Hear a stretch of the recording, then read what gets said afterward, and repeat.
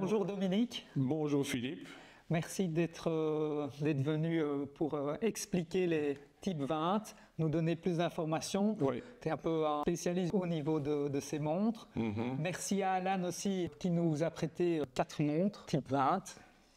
Et je te laisse nous expliquer un peu de quoi il s'agit, d'où ça vient, quand elles ont été créées.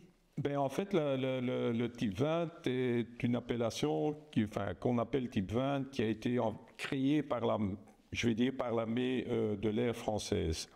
Il y a plein de montres qui sont du même type, mais qu'on appelle aussi type 20, mais l'appellation type 20 est vraiment, on peut dire, typique de l'armée française. Donc, qu'est-ce qui s'est passé? C'est qu'après la guerre, les premières montres type 20, qui a été la Vixa, et la Vixa est une montre militaire qui a été faite sur la base de la Nart avec le calibre 39. Donc c'est ce qu'on a ici. C'est ce modèle-là. Oui. Si on compare avec la Nart, c'est exactement la même montre, sauf qu'elle est indiquée Vixa, qui était la marque française. Et ça a été fait en dommage de guerre, après la guerre, les Allemands qui ont dû fournir un certain nombre de montres et de mouvements pour faire ces montres-là. Okay. Donc il y a eu quelques modèles qui ont été faits. La première a été la Vixa. Et puis il y a eu également des marques françaises comme Dodan, R1, Chronofix et d'autres marques encore plus confidentielles qui ont fait des montres type 20. Seulement quelques-unes ont été sélectionnées par l'armée française comme la Dodan et l'R1. Et qu'est-ce qui faisait que cette sélection, c'était leur fiabilité? Il y avait des normes de fiabilité qui étaient imposées et elles étaient testées, toutes les montres, et puis certaines ont été retenues et d'autres pas. Donc il y avait aussi la question de coût. Donc les montres ne pouvaient pas être tellement coûteuses. Elles sont toutes équipées, sauf la Vixa et l'Auricost, sont équipés de mouvements Valjoux, qui soient à 222 ou à 230. Donc dans la type 20, on mettait le Valjoux 222. Dans la type 21, c'était le 230. Ah. Donc C'est la grande différence entre type 20 et type 21. Oui, ça c'est la différence. Mais donc le type de mouvement qui se trouve dans la montre. Au niveau de l'esthétique du cadran même, ça devait être extrêmement. Le cadran devait être toujours noir, extrêmement lisible, et il devait avoir la fonction retour en vol. Oui, flyback. Donc le flyback. Pour revenir sur les mouvements, donc il y a eu 2 montres qui n'ont pas eu le même mouvement. C'est l'Auricost qui était avec un Emania 15TL. Et dans la Vixa, qui est un Anart 39. Okay. Donc, qui ont aussi la fonction flyback, puisqu'elle était dans le cahier des charges de l'armée française, c'était comme ça. Donc, quand on parle de type 20, on peut trouver des types 20 dans plusieurs marques. Oui. Donc, ça n'est pas propre à une marque, c'est vraiment l'appellation. C'est une commande qui était faite, c'est un cahier de charge. Oui.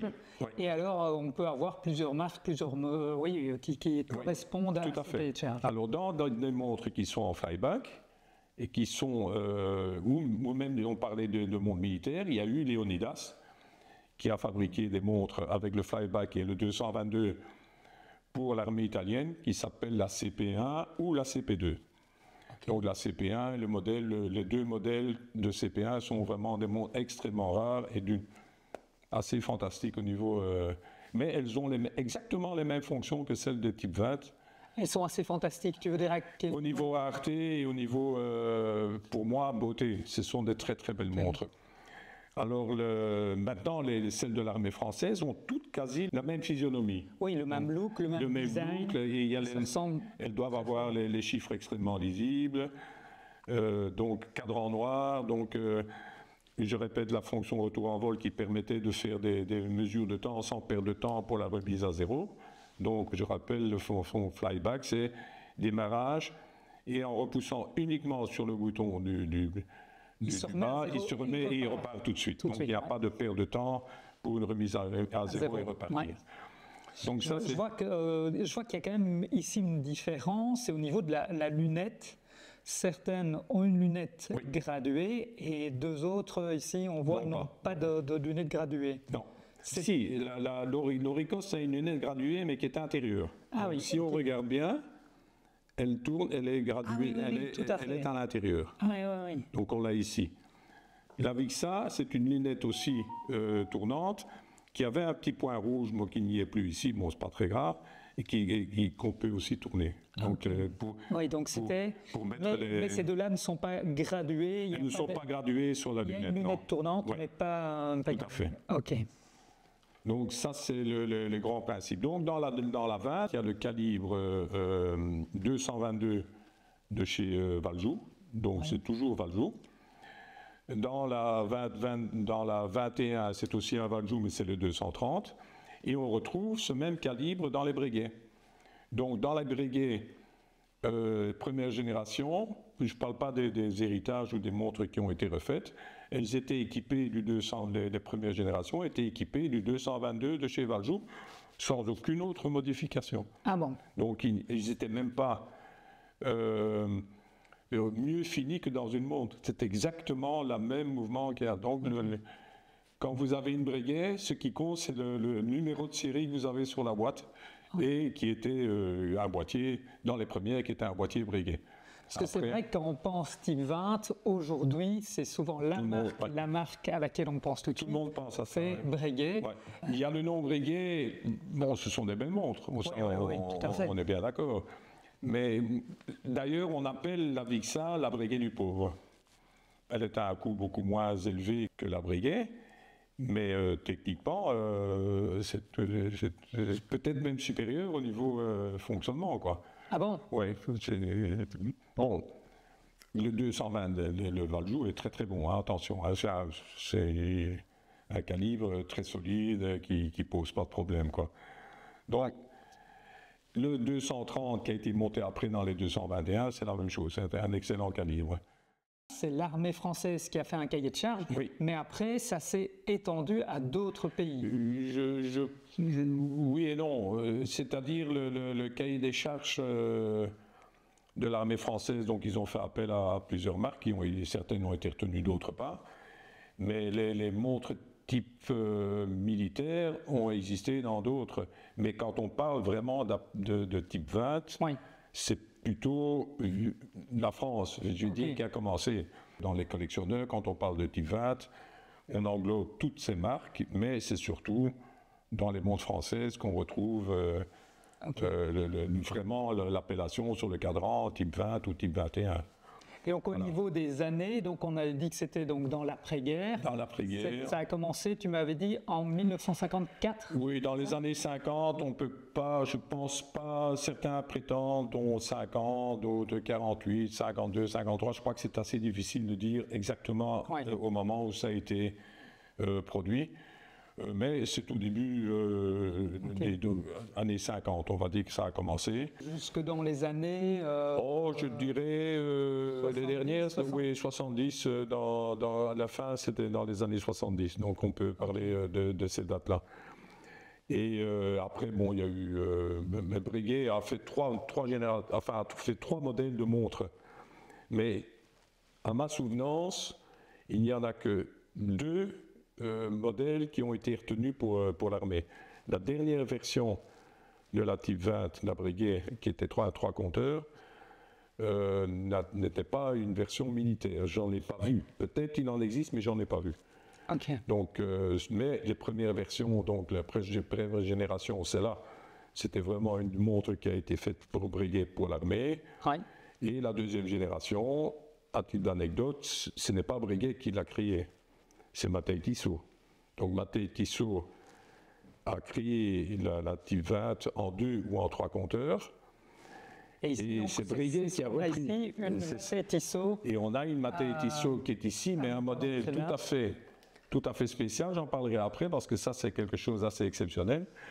Mais la forme de boîtier, le cadran, les aiguilles et tout, c'est Mattei Tissot qui a créé la montre. Et Breguet a racheté ou a demandé à Mattei Tissot de créer pour eux.